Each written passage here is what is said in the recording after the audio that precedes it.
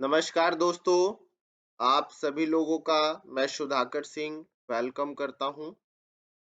एक महत्वपूर्ण सूचना उत्तर प्रदेश लोक सेवा आयोग के संबंध में है मेरे पास। उसी महत्वपूर्ण जानकारी को लेकर के मैं आप सभी लोगों के सामने आया हूं।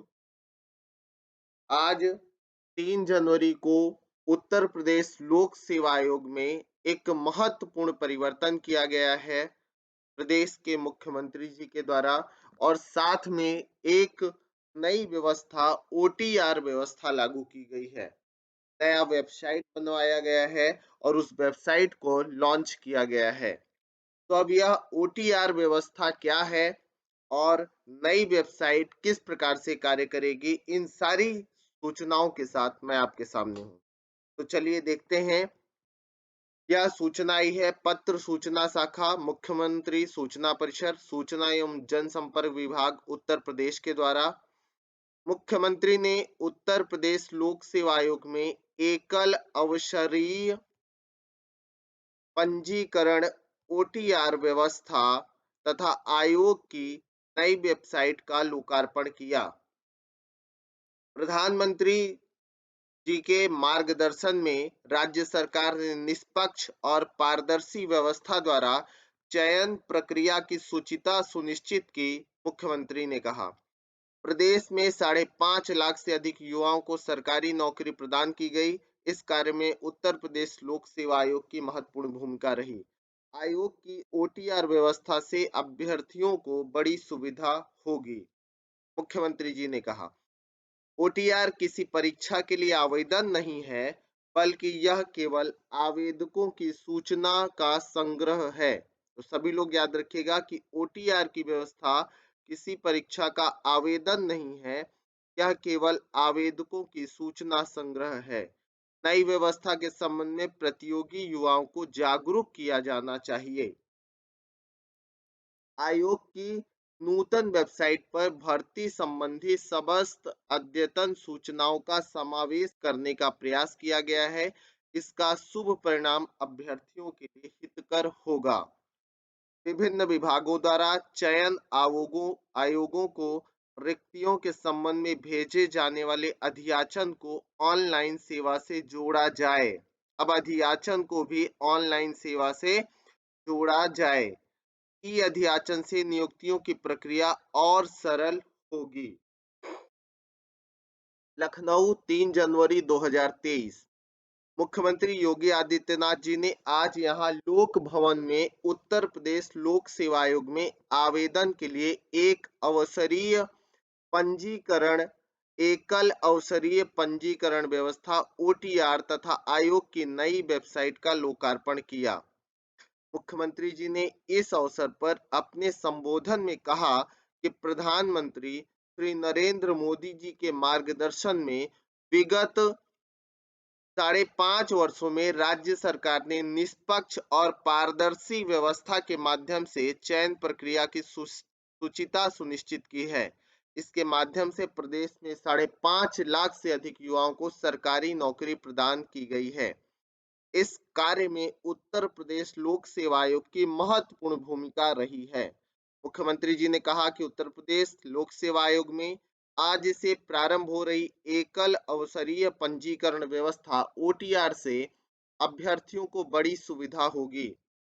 https ये सारी वेबसाइट है आपका परीक्षा.nic के माध्यम से आयोग द्वारा आयोजित विभिन्न चयन परीक्षाओं के लिए अभ्यर्थियों को बार बार अपना व्यक्तिगत विवरण नहीं देना होगा। आवेदक को केवल एक बार अपना फोटो एवं हस्ताक्षर अपलोड करने की जरूरत आवश्यकता है। व्यक्तिगत विवरण, फोटो एवं हस्ताक्षर संशोधन तथा अद्यतन करने की सुविधा 24x7 उपलब्ध होगी।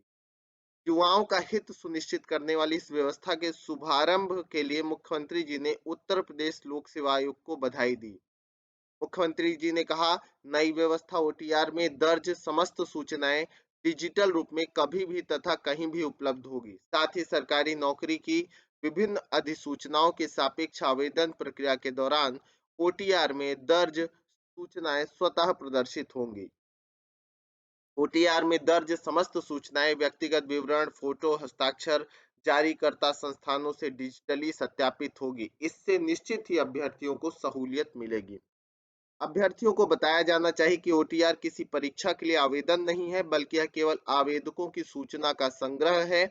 इसके माध्यम से आवेदक को अपनी प्रोफाइल बनाए रखने की सुविधा के लिए अलग डैशबोर्ड प्रदान किया जा रहा है। उन्होंने कहा कि नई व्यवस्था के संबंध में प्रतियोगी युवाओं को जागरूक किया जाना चाहिए। मुख्यमंत्री जी ने कहा, लगभग एक दशक से अधिक समय के अंतराल पर आयोग ने अब अपनी नूतन वेबसाइट भी तैयार की है।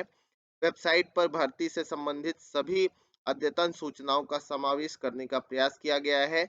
इससे समस्त अभ्यर्थियों को एक ही पोर्टल पर आवेदन करने, परीक्षा के आयोजन, परीक्षा परिणाम, साक्षात्कार, चयन, कट ऑफ मार्क्स सहित आयोग से संबंधित सभी सूचनाएं प्राप्त हो सके।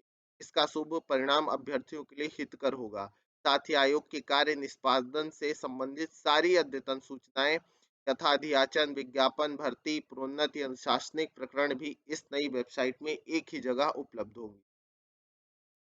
इससे शासन और आयोग में बेहतर समन्वय होगा तथा गुणधर्मिता के साथ समयबद्धता का अनुपालन कर कार्य प्रभावी तरीके से संपन्न हो सकेगा।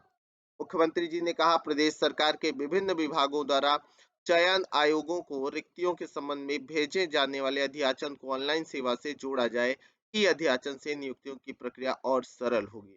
इस अवसर पर उत्तर प्रदेश लोक सेवा आयोग के अध्यक्ष श्री संजय श्रीनेत, सचिव श्री आलोक कुमार, अपर मुख्य सचिव मुख्यमंत्री श्री एसपी गोयल, अपर मुख्य सचिव वित्त श्री प्रशांत त्रिवेदी तथा एनआईसी के वरिष्ठ अधिकारी उपस्थित थे।